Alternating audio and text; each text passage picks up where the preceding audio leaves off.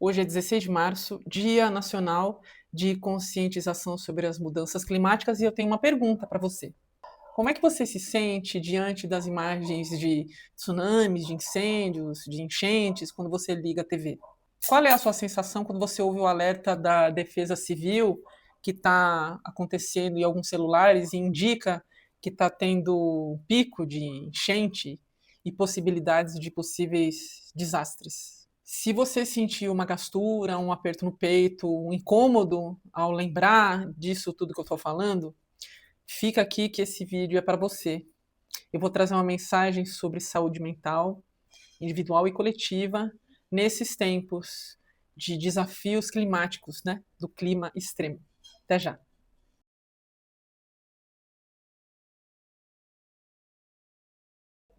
Quando eu lembro das imagens da enchente que atingiu Porto Alegre região em 2024, eu sinto assim um aperto no meu coração. Nós vivemos hoje uma era que mesmo a gente desligando a TV, se a gente usa as redes sociais, ela está recheada de imagens das tragédias que estão acontecendo no mundo inteiro. E na época de Porto Alegre não foi diferente. Ontem, inclusive, conversando com uma senhora num café, a gente se lembrou dos milhares de vídeos que a gente viu durante essas cheias no Rio Grande do Sul, dos animais em cima dos telhados, em cima das árvores sendo resgatados, né? Vocês lembram daquela cena impressionante aérea do cavalo com um monte de água em volta? Quando eu comecei a conversar sobre isso com a senhora do café, eu lembro que fiquei até com aquela sensação de ter lágrimas nos meus olhos, né? Imagina, 2 anos se passaram, eu ainda me sinto comovida. Essa senhora se sentiu mais incomodada, né? Disse, inclusive, que ela evita usar demais as redes sociais porque ela não quer ver a tragédia acontecendo o tempo todo ali nas redes. Sentir raiva, tristeza, frustração, até mesmo negar o que é que está acontecendo com o clima, são formas diferentes de lidar com essa questão que está mexendo com todos nós. Existe até um termo hoje definido pela Associação Americana de Psicologia que se chama ecoansiedade. Sim, esse termo existe e, traduzindo para uma definição bem simples, se trata do medo da catástrofe ambiental.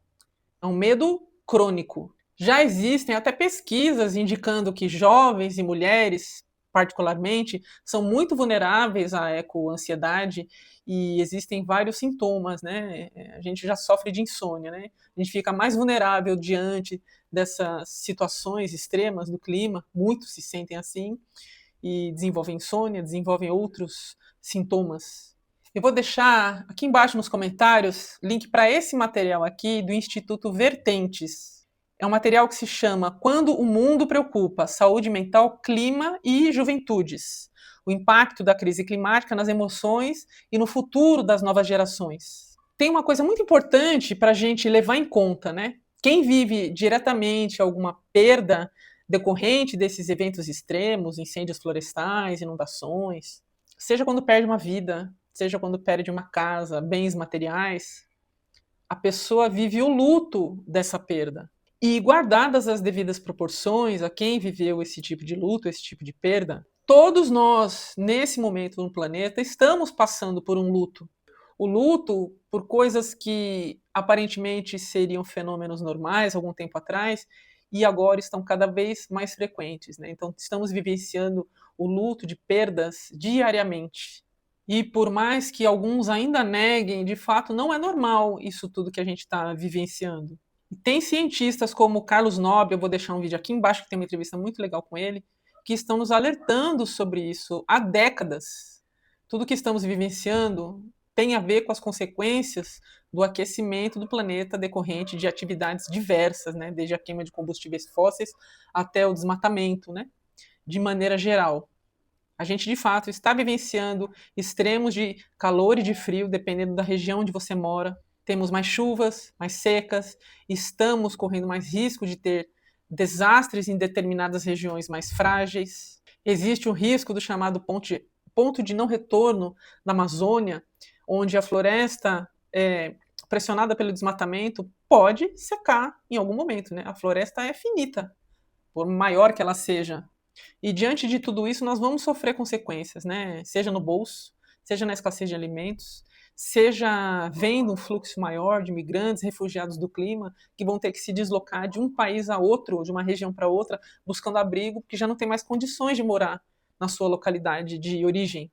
Eu faço uma relação dessa energia que nós estamos vivendo hoje com as mudanças climáticas e seus impactos inevitáveis com a carta da Torre, que no tarô que eu desenhei é representado por uma borboleta que está saindo do casulo, né? Está sendo, entre aspas, forçada a sair do casulo por causa de um raio. A carta da Torre é o símbolo da metamorfose que é inevitável, né? A metamorfose ela vai acontecer. E aí, olhando para a carta da Torre no tarô convencional, a gente vê um simbolismo ainda mais rico, né? Então tem uma torre em chamas, onde um rei e uma rainha estão caindo, né? Também tem um raio aqui, eles estão caindo da torre. Essa carta sempre avisa que se você não cuida, se você continua insistindo em determinados comportamentos, em pensamentos, a queda é inevitável. E a torre em chamas indica o fim de alguma coisa que não se sustenta mais, né? O que vai acontecer aqui é que o que vai sobrar é só uma base. A base fica, mas o que não se sustenta mais cai. E para mim, a torre, seja no tarô convencional, seja representada aqui pela borboleta, a torre representa, de alguma forma, a necessidade que a gente tem de acordar para o que está acontecendo. E, no caso, acordar para o que está acontecendo com o clima. Inclusive, mudar esse comportamento de negação que alguns têm e que, no fundo, talvez não seja por ignorância, talvez seja mesmo por medo. Nós precisamos cada vez mais deixar o medo de lado e dar espaço para a consciência. Consciência sobre as nossas decisões de consumo, consciência sobre quem a gente vai votar nas eleições, se está alinhado com o enfrentamento às mudanças climáticas, com a melhoria das condições sociais e ambientais do nosso país. E pensar diferente, de alguma forma, representa uma ruptura com o mundo na maneira como a gente conhece, né? Que vem aqui na energia da carta da Torre. E como é que a gente lida com essa sensação de perda que passa por nós, né? Alguns mais, outros menos, vivenciando etapas diferentes aí desse luto. Inclusive, como é que a gente mantém a esperança? O ânimo para a gente mudar o nosso comportamento, o ânimo para a gente lidar com a eco-ansiedade que se soma a outras ansiedades que a gente tem do futuro, daqui para frente. A própria borboleta aqui da carta da Torre, lembre mais uma vez, ela está falando que a gente precisa dessa metamorfose, dessa mudança de pensamento. Enxergar o mundo de outra forma, valorizar o que a gente tem hoje, né? E cuidar para o futuro. A gente cuidar também de não se deixar levar pelo pessimismo, digamos assim, que o pessimismo também pode ser uma forma de resignação em nível social. Se a gente está pessimista, a gente não se preocupa em votar melhor, em a gente acompanhar, prestigiar projetos, programas, iniciativas de organizações que estão defendendo o ambiente, defendendo o planeta. Ou a gente, pelo menos, ter consciência do que está acontecendo no debate sobre meio ambiente, né? Hoje a gente fala muito na questão da substituição dos combustíveis fósseis por energias mais sustentáveis, né? Porque os combustíveis fósseis também ajudam a piorar a situação, né, do clima. Em resumo, o momento que a gente vive hoje pede que a gente encare o luto, não só de forma individual, mas também coletiva. Inclusive, faz parte do nosso momento coletivo a gente sentir, sim, as perdas de pessoas que a gente não conhece, né? Que foi o que aconteceu com todos nós, ou a maioria de nós, com relação a Porto Alegre, por exemplo. Eu gosto muito de um artigo que eu achei da professora Letícia Maria Lima, da PUC-Rio, que eu vou deixar o link aqui embaixo, esse artigo dela que chama Luto Climático, a naturalização das perdas causadas por tragédias socioambientais são mais graves para as mulheres. A professora Letícia diz que falar em luto climático significa reconhecer que a forma como uma sociedade reage à perda revela quais vidas ela considera dignas de proteção. E que em lutar significa afirmar que aquela vida importa. O que ela quis dizer com isso, né? A reivindicação do direito ao luto para as mulheres afetadas pela emergência climática, por exemplo, significa também reivindicar o direito à vida digna e à proteção. E aí, o luto, nesse sentido, passa a ter uma dimensão coletiva e política, podendo gerar alianças, expor desigualdades e exigir responsabilização, né? Imagine, se você não imaginou até agora, que as mulheres, especialmente as mulheres da zona rural, as mulheres que moram aí nas periferias e não têm acesso a condições básicas, assim como aconteceu na pandemia, né? elas vivem as consequências das mudanças climáticas de maneira muito mais drástica do que muitos de nós, né? Porque essas mulheres são as chefes de família, elas são fragilizadas diante de uma situação caótica, né? Elas são suscetíveis, inclusive, à violência, né? Que pode se ampliar, né? Diante desse quadro difícil. Bom, nesse vídeo eu falei muito sobre sentimentos ligados ao luto, desde a negação até a tristeza e a indignação.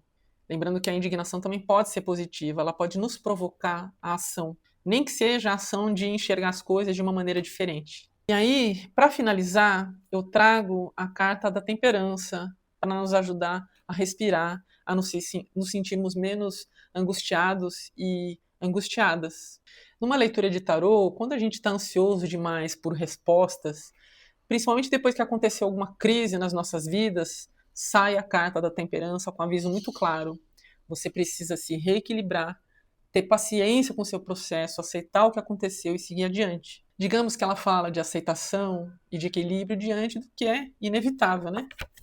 Como a gente viu aqui. No tarô convencional, a carta da temperança ela é representada por um anjo que está aqui temperando a água de uma taça para outra, né? Ela está fazendo alquimia da temperança.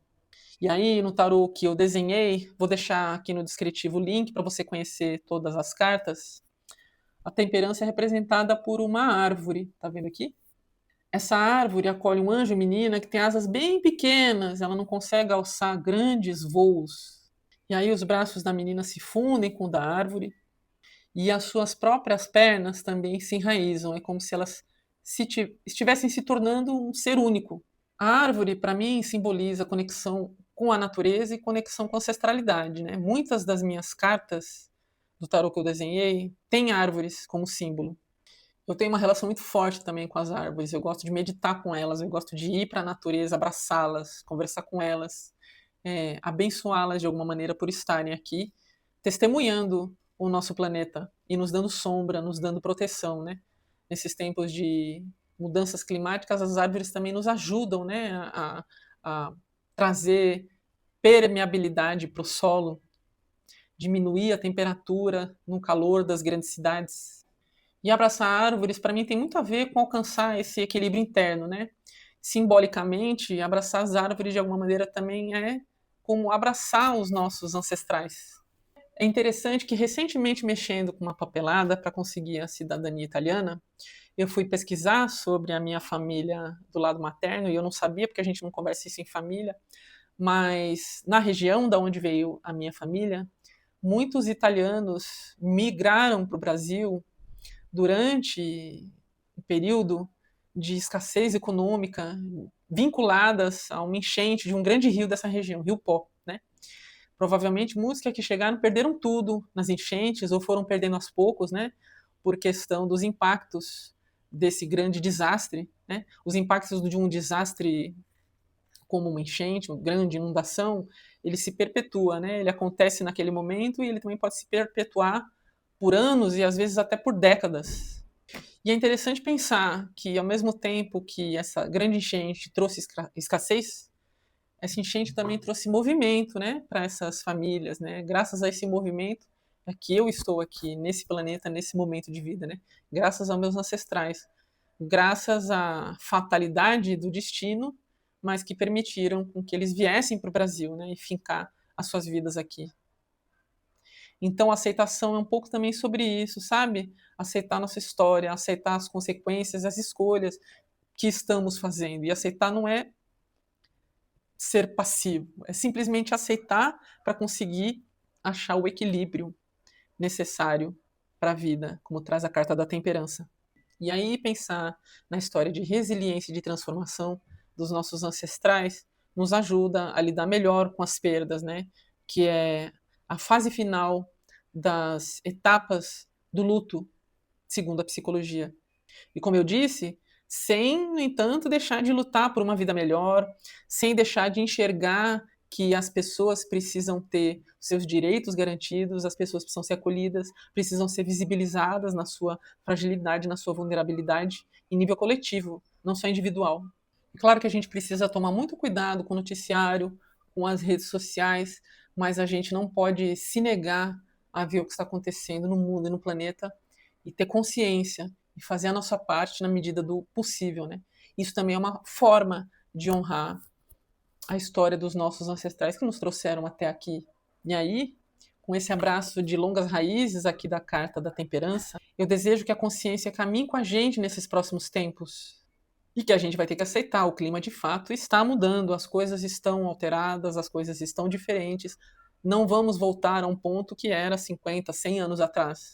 Mas a gente pode sim ter esperança de dias melhores, acolhendo as nossas emoções em nível individual, respirando, se trabalhando, né? Trabalhando seu equilíbrio, a sua temperança, pedindo apoio de um terapeuta, se for necessário, né? Pedindo ajuda.